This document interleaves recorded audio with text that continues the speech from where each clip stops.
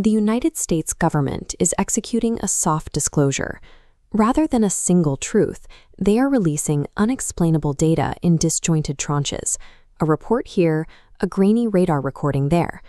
We have moved past rumors to public hearings and official admissions.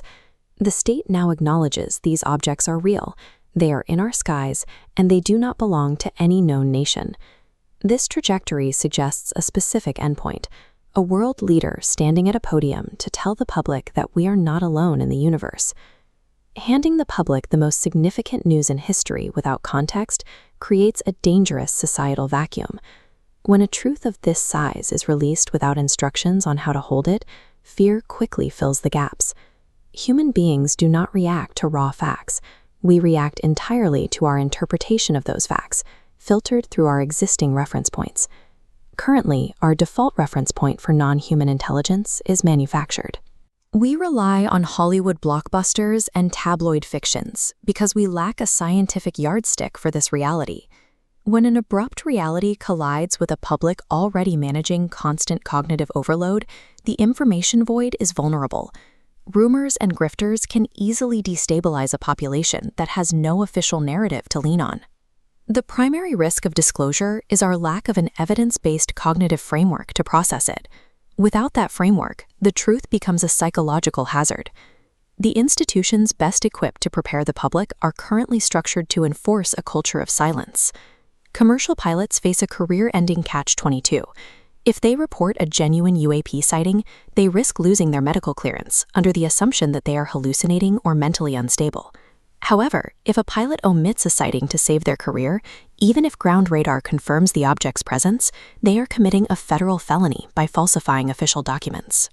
By trapping highly trained observers in this lose-lose scenario, the system ensures that we remain blind to the actual scope of the phenomenon. This stigma extends into academia. Surveys show 28% of faculty would actively vote against a colleague's tenure for studying UAPs. This creates pluralistic ignorance. Individuals privately believe the topic is serious, but assuming they are alone, they stay silent, resulting in collective inaction. This silence creates a clinical response gap. Our mental health professionals currently have no protocols or data to help patients process the existential shock of a new reality. In a nation of 340 million, if even 1% of the population seeks psychological support simultaneously, they would overwhelm our already thin mental health infrastructure. The United States does not control this timeline. An uncontrolled disclosure from a foreign government or a private leak is a direct public health risk that we are currently ignoring. We must reframe this revelation as a low-frequency, high-impact event. Psychologically, an unmanaged disclosure is identical to a sudden pandemic or a Category 5 hurricane. It is a civic disaster that requires a preparedness framework. To mitigate the fallout, we must activate existing medical infrastructures, like the American Medical Association, to begin developing formal disclosure training for frontline clinicians. Top-down action is required to break the stigma.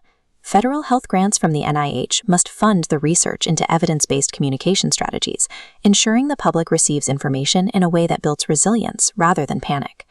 We do not need to understand the physics of these objects to begin preparing the people who will see them. Being a resilient species is a biological trait, but being ready is a choice.